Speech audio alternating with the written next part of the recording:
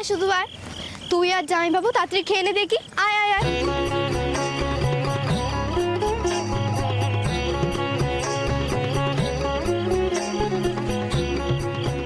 আমি এখানে বসবো, আর যখন খাবো দুপাশটা যেন ফাঁকা থাকে। ও মা, বললেই হলো। আমাদের শুধু কোথায় বসবে তবে? বারে আমি বা কোথায় বসবো ছোদ্দা? জানি না, যা এখান থেকে। এই, আরে কিছু বললি নাকি রে শঙ্কর? না দাদু।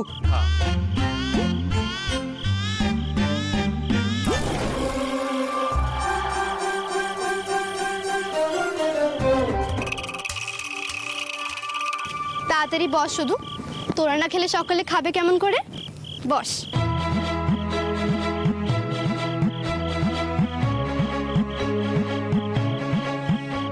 বিশাদা পদাদা, এবার আমরা মেয়েরাই পরিবেশন করছি, তোমরা বসো। হ্যাঁ হ্যাঁ দাদু, তোমরা সব এসো, বসো। বলছি যা তুই বস, আমি পরে বসবো, সধু শঙ্করের খাওয়া হোক তারপর। না না, তুমি বসো না, আমি সব ব্যবস্থা করে দিচ্ছি। আচ্ছা বেশ, বসো খুড়ো।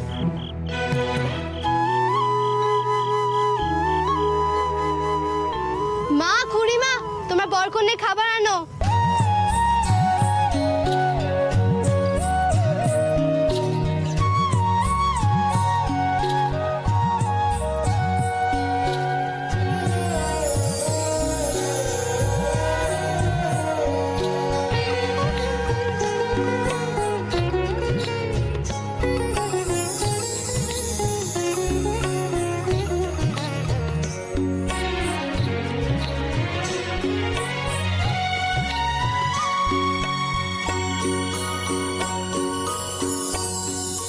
জামাই বাবু আপনি খান, আর রাগ করে থাকবেন নে।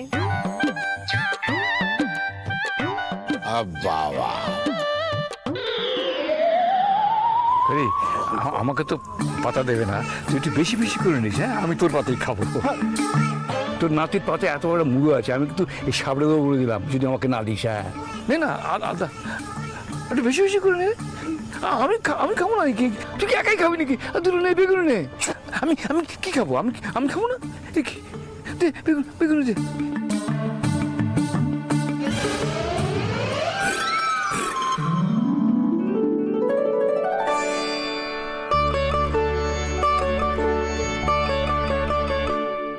এই যে নবাব পুত্তুর, খাচ্ছনি কেন? হ্যাঁ, এই রান্না যা আমি রাঁধিনি।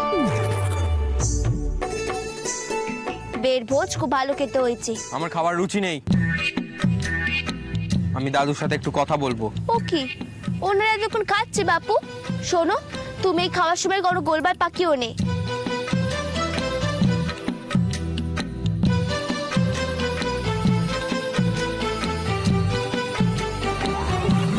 আর দুটো মাছ নে না, নে না, দুটো মাছ নে না। রাধামা, আর দুটো মাছ দাও তো।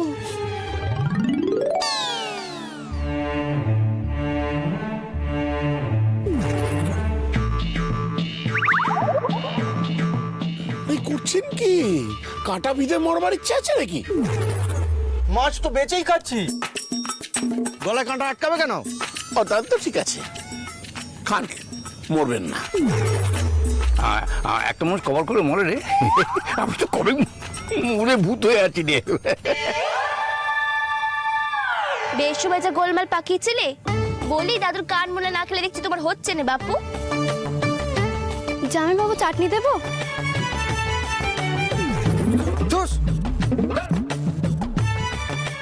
চুপটি করে বসে নে বাপু, এত উঠছো কেন? খেতে বসার সময় এত হনুমানের মতো লাফাচ্ছ কেন? হ্যাঁ, কি বললি তুই? উচ্চিংড়ে বলা শোধ তুলুম আমি। এই সৌদামিনী কখনো কাউকে ছেড়ে কথা কয়নি। নাতি, তোমার নাতি আর নাত বউ খুব জমেছে গো।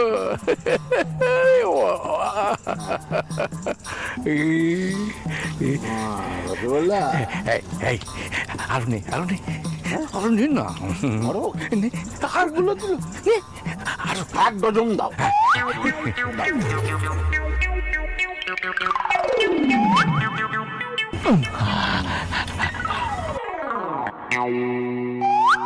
আস্তে আস্তে শেষ খাওয়া খাচ্ছেন নাকি? আমি একটা খেলে আপনি 9টা।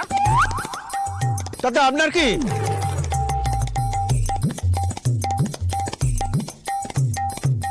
আপনিও তো কিছু কম খাচ্ছেন না।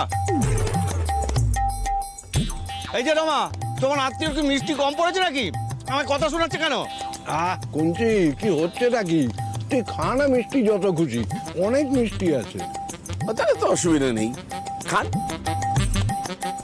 বেশি বেশি করে খান।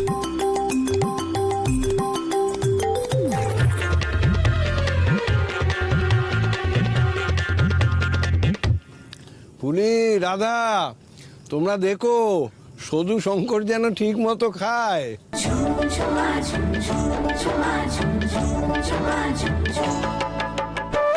হেসেলে কিন্তু আর নাড়ু নেই, হ্যাঁ, না খেলে পস্তাতে হবে। এরপর বাসনের ঘরে আটকে দিলে তখন বুঝবে ঠেলা।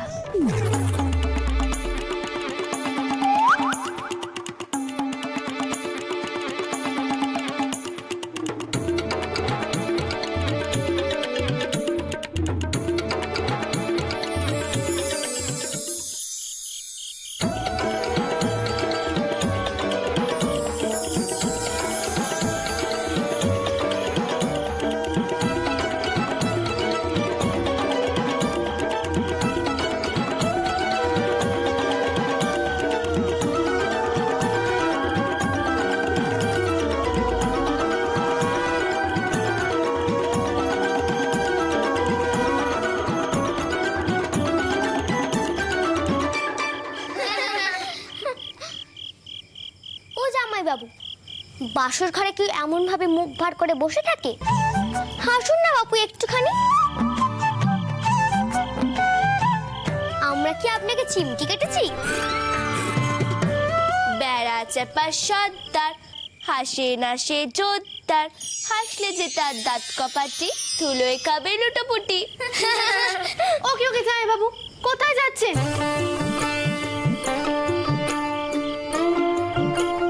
বাইরে আপনার দাদু আছে, খুব বকবেন। সদু, তুই খুব খারাপ, অমন কথা বলতে আছে?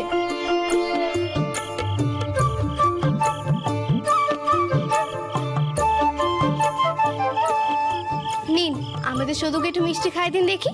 আর হ্যাঁ, আপনাকে সব মিষ্টি শেষ করতে হবে কিন্তু। আমি নিজেও খাবো না, আর কাউকে খাওয়াতেও পারবো না। সে কি কথা? আপনার দাদু এখনো কত মিষ্টি খেতে পারে।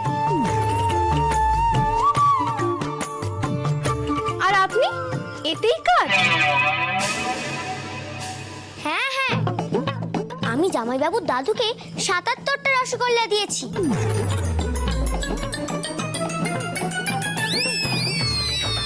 আর ৩০ টুকরো মাছও দিয়েছি।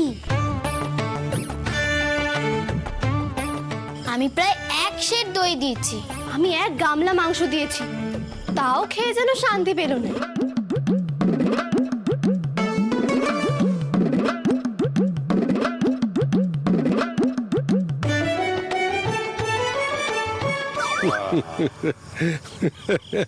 ও কঞ্চি, এই বয়সে কি খাওয়াটাই না খেলি।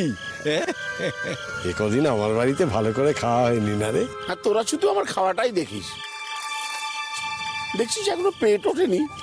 কি গলা অবধি উঠে গেল, এখন বলছিস পেট ওঠেনি? না উঠুক, আর খাবি না কিন্তু। এখন বুঝতে পারছি অমন কঞ্চি থেকে এমন বাঁশঝাড় হলি কি করে। উফ, আর কত কি যে শুনতে হবে ওই ঠাকুরদার জন্যে। আবার ঠাকুরদা? না মানে এই খাওয়া রোগটা তো ঠাকুরদার থেকেই পেয়েছি, তাই আর কি। এবার মুক্তি পেলে আর খিদে থাকবে না। এই শেষ খাওয়া খেলুন। আরে বউবাদ করবি তো? দাঁড়ান, আগে বউ নিয়ে বাড়ি ফিরি। কিরকম কোন্দল সামলাতে হয় দেখি। হরি, ডাক্তার না, কেউ নেই, কেউ নেই। শোন না, খুব ঝামেলা করবে না রে তোর ছেলে বউ এরা? দেখ বেল, তোর কাছে তো লুকোনোর কিছু নেই। তুই তো জানিস আমার বাড়ির লোকেদের, তুই তো দেখেছিস ওদের পাল্লায় পড়ে থাকলে শঙ্করের আর বিয়েটা হতো না। তবে তুই একদম চিন্তা করিস না বেল, দেখলি তো আমি কিরকম খাই, অনেকদিন বাঁচবো আর তোর নাতনিকে আগলে রাখবো। শুধুটা কি যে করবে কে জানে, কোনোদিন আমায় ছেড়ে থাকেনি তো।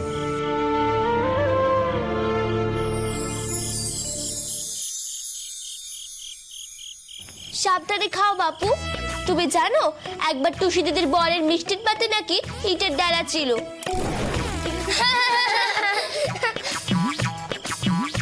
না না যাই বাবু, রাখলে চলবে না। খান খান খান খান। কি হলো? খান খান।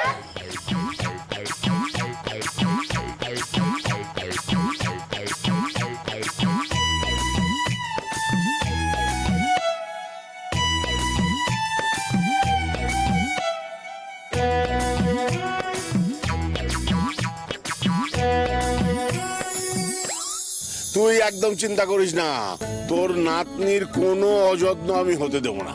তুই শুধু একটা গরুর গাড়ি ঠিক করে দিস, কাল সকাল সকাল বেরিয়ে যাবো, ঠিক আছে? শুধু শঙ্কর ওরা সব বাসনে, তাই না? হ্যাঁ, চল আমরা ভেতরে যাই। চল চল চল।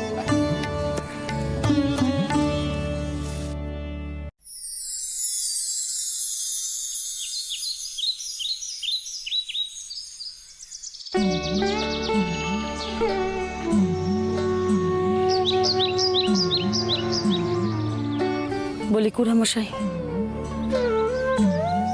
বলছি কলসিতে জল বইরা রাখলাম, সদুটা বেরোনোর সময় যেন দেখে বেরো।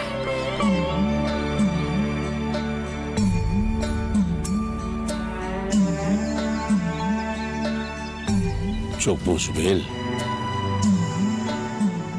তোর চোখে জল দেখলে শুধু নিজেকে ঠিক রাখতে পারবে? তুই বল।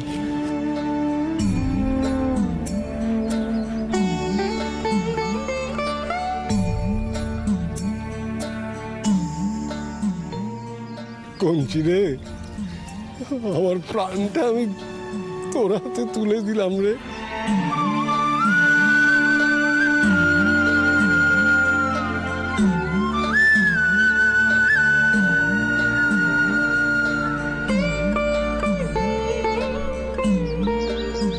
আমার নাতনিটা বড় অভিমানী, তুই একটু দেখিস, ওর একটু কিছু হলেই কিন্তু আমাকে খবর দিস।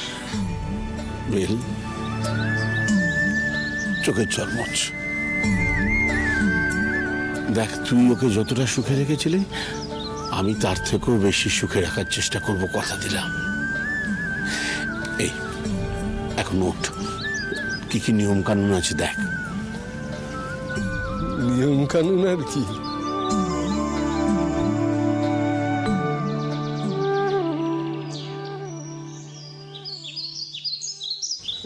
বৌমারা তোমরা যেন কেউ আবার সদুকে কনকাঞ্জলি দেওয়ার কথা বলো না।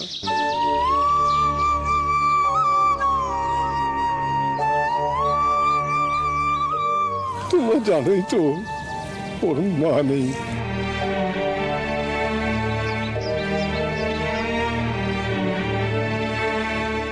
বড় কষ্ট পাবে,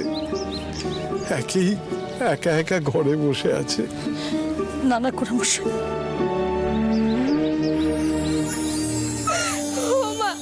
ওরা আমাকে নিয়ে যাবে বলে গাড়ি এনেছে গো। দাদু তোদের কিছু বলছে রে। আমি দাদুকে ছাড়া যাবো না গো মা। আমি চলে গেলে দাদুকে খেয়ে দেখবে বলো দেখি। দাদু তো অবেলায় চান করবে, খাবেও নে, সবকিছুই তো ভুলে যায় দাদু। কি হবে গো মা, কি হবে?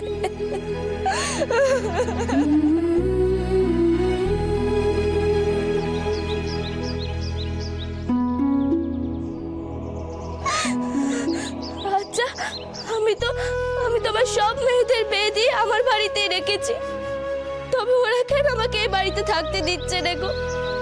কেন ওরা আমাকে নিয়ে চলে যাচ্ছে বলো দেখি? তুমি ওদেরকে বলো নি আমি দাদুর কাছেই থাকবো? কি হলো গো মা, বলো রে গো, বলো রে।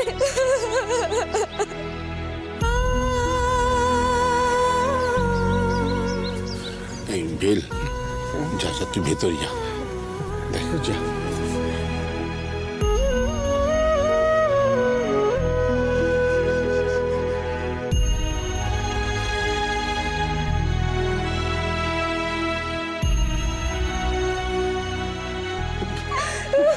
শুধু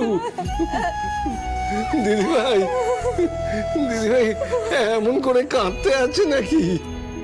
এই দেখো আমার জন্য চিন্তা করে, বোকা মেয়ে। হ্যাঁ, ওরে বাবা, তোর দাদু কি বুড়ো নাকি? সে তো জোয়ান। আমি যাবো রে গো দাদু, তুমি নবাব উত্তরকে বলো নে আমাদের বাড়িতে এসে থাকতে। আমাদের বাড়িতে তো কত লোক, আমাদের বাড়িতে তো মাত্র 2 জন লোক। তুই তো দেখেছিস লক্ষ্মী দিদিও বিয়ের পর মাকে ছেড়ে শ্বশুর ঘরে গেল। মেয়েদের তো তাই যেতেই হয়, তুই তো জানিস। নইলে যে নতুন সংসার হয় না। দেখবি দিদিভাই, তোর নতুন সংসারে কত লোক, তাদের সকলকে তো তুই চিনিস। তুই তো লোকজন ভালোবাসিস দিদিভাই। আমি এসব কিচ্ছু চাই রে, আমি এখানে থাকতে চাই। আমি যাবো না, আমি তোমার সাথে থাকতে চাই।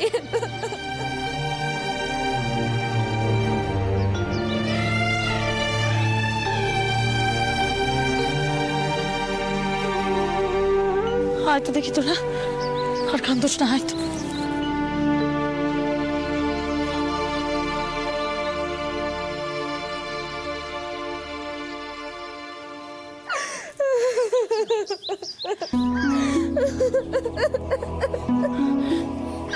আর কান্দোস না মা, আর কান্দোস না, একটু শান্ত হও দেখিনি। ও শুধু তুই তো জানিস এমনটাই তো হয়। এ হলে শ্বশুর ঘরে যেতে হয়। পুতুলের বিয়া সত্যি এক নয় রে শুধু। বলে আমি আমার মাকে ছেড়ে থাকতে পারবো না রে, আমি আমার মাকে নিয়েই যাবো।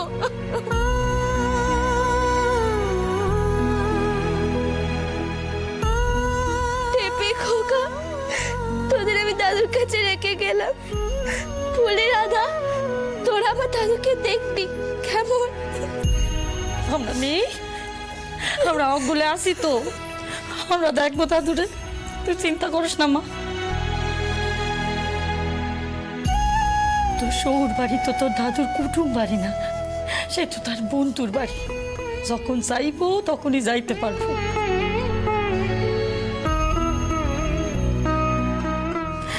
তুই চিন্তা করিস না মা, চল দেখি মা, উঠ। ওর দিদিভাই, ওর।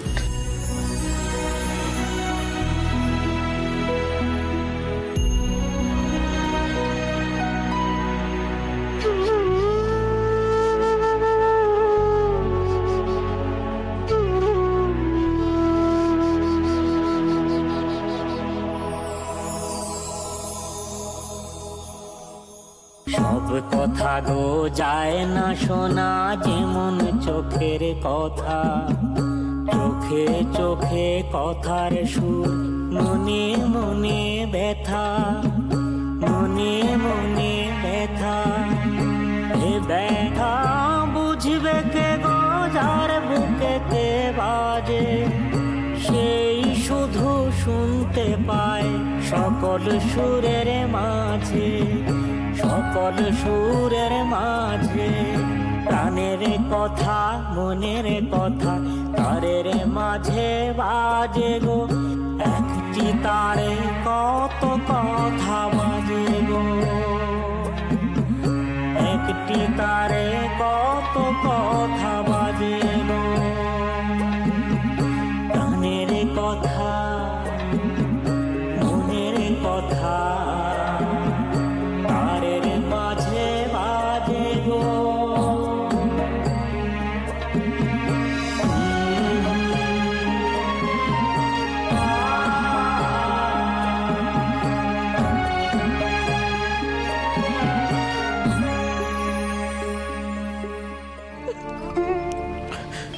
তোর সদু দিদিকে কোনো ফ্যাচ ফ্যাচ করে কাঁদতে বারণ কর।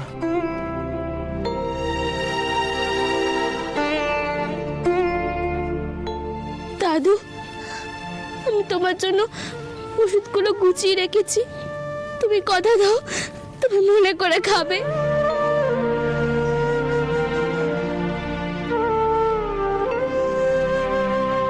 রাতের বেলা না খেয়ে ঘুমোবে না। তোর কথা মতোই সব হবে রে দিদি ভাই, সব।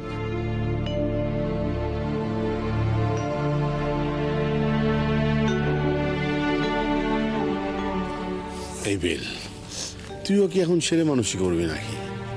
আরে সদু তো এক দাদুর বাড়ি থেকে আর এক দাদুর বাড়িতে যাচ্ছে। আর তোকে তো বলেইছি ওর সমস্ত দায়িত্ব আমার। আর দেখ, আমরা আজ আত্মীয় হয়েছি, কিন্তু বন্ধু আমরা কবে থেকে বল? সেই ছেলেবেলা থেকে। তোর যখন খুশি তোর নাতনিকে দেখতে আমার বাড়িতে চলে আসবি, ব্যাস। দাদু তুমি কেঁদো না, আমি তো আছি সদু দিদিকে দেখার জন্য। এই গনসা, সদু দিদি কি রে? বউ দিদি বল। তুমি কেঁদো না, এই গণেশ ছোট হলে কি হবে, এই গণেশ সব বুঝতে পারে।